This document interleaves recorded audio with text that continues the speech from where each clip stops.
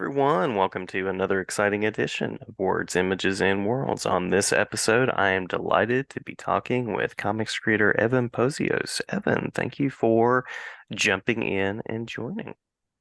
Jason, thanks for having me on this beautiful Saturday morning. Absolutely. We have like 4 or 5 inches of snow here. It is a lovely, lovely snow globe sort of atmosphere. Um, so I know that you mentioned several of your kind of background pieces as far as the things that inspired you to get into comics. But before we talk about that, I wanted to mention Blood Run being one of your books that's out there. I believe, is that Scout? Is that right? It Oh, is look, plug, there it is. plug, plug, plug. Yes, that's right. If you like Twisted Metal, you're gonna love Blood Run. Yeah, absolutely. Thank Absolutely. you. Yeah. And then Silence is another one of your books, which is really interesting to me. And I think that's Source Point. Is that right? Did I get that right? Second sight. Second Second Sight. sight. Ah, okay. Wrong S. And that's we'll get around to talking about that one a little bit too, but really interesting kind of exploration of comics, stardom, fandom, all of that. Um, Gone wrong. Yes. that's right. That's right. So by means of that first question about how you became acquainted with comics and storytelling, I am noticing a G.I. Joe something over your shoulder, and I believe you Well, mentioned the yeah, spinner rack is part of that. yeah, most definitely. So, I grew up a spinner rack kid of the early '80s, and I definitely gravitated towards the Marvel books. And I was actually pondering why I chose Marvel over DC, and I have to say it's probably some of the fantastic cover art from that era that Marvel was putting out. A lot of the cover designs were by a gentleman named Ed Hannigan, who is fantastic. You had Michael Golden doing some GI Joe covers. You had him doing the Nom covers. Of course, you had Mike Zeck. So I mean, looking back, that was sort of a murderer's row of cover artists. Hmm. But yeah, I was definitely heavily influenced by Cap, GI Joe, West Coast Avengers, and I think like any kid growing up in the early to mid '80s, not only did you love comics, but you loved toys, you loved Saturday morning cartoons. So it's sort of interesting that we're doing this on a Saturday morning, where when I was a kid, Saturday morning I'd be having my bowl of Captain Crunch and watching Saturday morning cartoons. But uh, getting into the toys, yeah, Rock and Roll was my Oh, very yes. first Hmm. action figure right here. And I mean, I was just enamored with the characters, the weapons. But I think what really drew me in were these file cards that were on the back. I remember You those know? well. Yeah. Hmm. And I think that was a heavy, heavy influence on my first published work, which was Time Grunts. And if I were to do the short pitch, it was sort of like GI Joe meets Quantum Leap. Oh, nice, nice. Love it. Um, did you ever see the thing where you get to like make your own G.I. Joe character? Like it was a mail-in and you could name it and you could like fill out the details on the card and all of that? I never had that opportunity, but I did do a mail-in William Refrigerator Perry GI Nice. Joe, and I believe he wielded a football on a some sort of chain or something like that. Yes, yes. I remember seeing that. I don't think I had that one. But at any rate, there were so many. So now as a creator, as a storyteller, what kinds of stories kind of bubble up inside? What draws you to a particular kind of story? Or what kind of story are you particularly drawn to? Either way. So I think my goal as a creator is twofold. Number one, I want to entertain the reader. So you have to have some sort of you have to have story, you have to have characters that are relatable, but also when we're talking comics, it has to be visually appealing. Mhm. And I think maybe that's where some comics these days sort of miss the mark, as maybe there's a little bit of too much talking head action going on. And I really take pride in improving my art direction when I'm doing full script, and just make the book as visually stimulating as possible. So I think that's number one. And then if I'm doing it right, I'm also evoking some sort of emotion in the reader. Hmm. I want them to get their gears turning, think about something of their past or their present or their future that they can relate to and really, sink their teeth into. Even Blood Run, which was, something that is just pure mayhem, action, violence. The origin of that book was actually my dissatisfaction with how people post lockdown just re-entered the rat race without really, giving it a second look. And I was like, man, what are you people doing? We had this rare, opportunity to reflect on our lives and how much time we spend Hmm. on our passions and our families, and you're all right back at it again. So yeah, that Yeah. was sort of my, a way of sort of, you know, uh, getting my feelings out regarding that, that issue. Yeah, very well said. Very well said. I still reflect on the pandemic and that time, and you're absolutely right. It was almost like, how quickly can we just reset the button? Yeah, unfortunately. Yeah, yeah.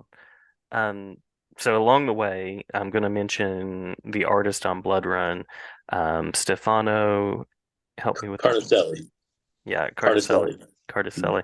Carticelli. Just amazing visuals, and I'm curious about the collaborations that have been the most positive. Maybe those moments when you've kind of crafted something and then gotten it back and gone, oh my gosh. Any of those kind of positive experiences so far? Yeah, so I've been, very fortunate. Right off the bat, my first published work was with Alex Sanchez, Mm-hmm. and he did Time Grunts, and then later on Silence. But he was my mentor initially. He would send over some of his first scripts from Star Wars, Old Republic. He would, tutor me on sort of pacing, on panel diversity, per page. Um, so he was really, and he became a good friend. I actually went to his wedding a few years ago in Vermont. Um, but that was a tremendously positive experience, and I'm still working with him on some short stories and maybe something larger in 2025. But also with regard to Stefano, we did not work full script. We actually worked in the old Marvel method, which I had some experience with before. And with a guy like Stefano, he's won a Bram Stoker Award. So, Mm-hmm. just kind of, I gave him the plot, I gave him some character ideas and what I kind of, the feel of the book is. A lot of times I'll send music for influence. And, he just takes the layouts and runs with them. And, I'm, obviously thrilled with his work. And then, it's a challenge to kind of, punch in, narrative and dialogue, where I need to. And I think for this book especially, sort of the unsung hero of the book is Letter Squids. Our letterer really took the storytelling to another level with, his sound effects, lettering, Hmm. caption boxes. And he's just fantastic. So I mean, I've been very lucky to work with the people I've been, and Andrea Molinari, who edited the book, he introduced Stefano and I, and kind of he had a feeling we'd work well together, and so far it's been great. Yeah, yeah. Andre has been on, and I love the editorial vision that he was sharing, and just sort of the work at Scout seems to be really interesting. Yeah, I mean they genuinely care about storytelling. They care about the creator and all of the sacrifices that you make. Hmm. They're out there on the front lines promoting the books, even all the way up to, James Hake, the president of Scout, is actually doing a lot of the whatnot auctions. Um, so I think Andrea is a Comic Con, warrior. He's out there, at least every other weekend. So that's initially how we met. I had tabled at New York Comic Con in 2017 and came back to Michigan, and there was a show in Grand Rapids, which is about 2.5 hours from Detroit, but a good sized show. And I think I wanted to go see Jim Steranko. Hmm. he was doing a panel, and I'm walking around the convention floor, and there's a guy dressed, sort of in this, shepherd hood and coat and whatnot, and he's cosplaying his character, the shepherd. I'm like, who is this guy? And I start talking to him, and I brought a couple of copies of self-published version of Time Grunts with me, and I found out that he was an editor at Caliber, and he thumbed through the book, and he said, "I'm definitely going to pass this on." And within about a week, I think I heard from Eric Reichert, who heads up Caliber, and they offered me a contract. So it's really, I've been supremely blessed, and it's amazing, how in life, certain decisions you make, can if you put in the work, can really, lead to good things. Yeah, yeah, absolutely, absolutely. And I was going to give another shout out to Silence as well because the whole affect of Blood Run is very like action oriented, dystopian, again, kind of that twisted metal aesthetic, but Silence has this like dark, moody, psychological kind of vibe happening, which Alex Sanchez captures very well. So anything that you would want to share with listeners about that particular story before we talk about what's next? For sure. So yeah, I'm extremely proud of Silence, and I think it's a story a lot of people can relate to. It's loosely based after sort of my own frustrations with uh, not finding enough time to pursue my dreams, kind of letting other obstacles get in my way, and sort of, a lot of times my process will start with just prose, and whenever I'm, feeling the emotion, I just get something out on the page and start writing, and then Hmm. afterwards, I'll come up with a story. But yeah, Silence is about Stanley Kane, a once top tier artist who's fallen on hard times. His life has hit rock bottom, which a lot of us can relate to, and sort of how far would he go to get back what he lost? Hmm. But yeah, Alex, I mean, in terms of, he also did the color on the book. He did pencils, inks, and color. He knocked it out of the park with sort of the mood. It's got a very Twilight Zone feel to it, but also sort of a retro 70s horror kind of color palette. Hmm. But supreme twist at the end.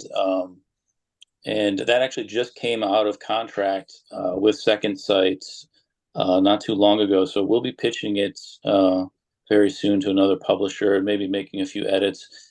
Oh, great, great. Um, So it lives on. yeah, it'll definitely live on. Cool, cool. Well, that final question that I have that's on the official list is next creative steps, the things that you're exploring creatively that you'd like to do or are currently working on, and then spaces where people can kind of see these things as they progress. Sure. So, I mentioned, the time that we all had during COVID lockdown to sort of, pursue other endeavors and hobbies and whatnot. And one of those was for me was creating short black and white horror stories. I found them to be a challenge. It's a challenge to tell a full story in just 12 pages. I Hmm. definitely like the look and feel of the black and white artwork. So um, I actually was introduced to Shutter magazine, which is sort of a modern incarnation of Creepy magazine. Hmm. Hmm. Um, and I've been pursuing these black and white horror shorts with some ferocity. I actually I'm a regular now on Harvest of Horrors, an anthology series with Caliber. Um, so issue 3 just came out December 1st, and you can find that on Amazon, Barnes and Noble. I've got a story with Stefano in there called Carnival Life. And then in issue 2, I've got a fantastic story called Cat Lady with Nick Palilko, a Canadian artist who is a regular on Shutter magazine, and Vampirist Carmilla, fantastic artist, got sort of a retro EC kind of vibe. Mm, nice, nice. And that's, yeah, sort of, I'm filling in the gaps between larger projects with these 12-page shorts, and it's given me an opportunity to work with so many fantastic international artists, but also, some therapy for me. I'm getting these stories, out of my system, and also honing my full script writing. So it's been pretty cool. Nice, nice. And then the spaces where people can follow along and find out more. Sure, I'm probably most active on Twitter, on Facebook. There is a Gloomy Cat Productions Facebook page, which is sort of Stefano and I's imprint projects that we do together. Mhm. Getting a little more active on Instagram. You can find me there, and I'm on LinkedIn as well. All right, all right. Well, anything that we missed, Evan, that you want to make sure to share before we close out? Real quick, when you reached out to ask me about sort of some topics and talking points, Hmm. just some, suggestions to creators who may be, tuning in. Uh, there's a writer named Don Glutt who you may or may not be familiar with, but he wrote the novel adaptation of Empire Strikes Back. Hmm. He also Hmm. did the What If Jane Foster issue from Marvel, which ended up leading to Love and Thunder.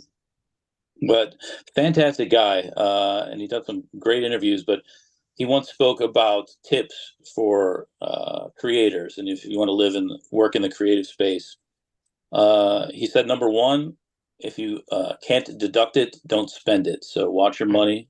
Hmm. Number two, he used an old line from Dirty Harry movie that said, "A man's got to know his limitations," and which is something I can relate to. You're juggling a lot in life, and you kind of have to pick which projects you want to pursue. Hmm. And then the biggest one that stuck with me, he said, "Don't get caught by the mummy." And he's a big retro horror fan, and in all these old mummy movies, people are caught and killed by this slow plodding monster that they should totally avoid, but somehow they get caught. So the metaphor for the mummy is those things in your life that are holding you back. Don't that are avoidable. Just put them to the side and pursue your dreams and keep pushing. Good things will happen. Absolutely. Love it. Love it. And a very inspirational and wise way to close. And thank you for the time and the talk. My pleasure.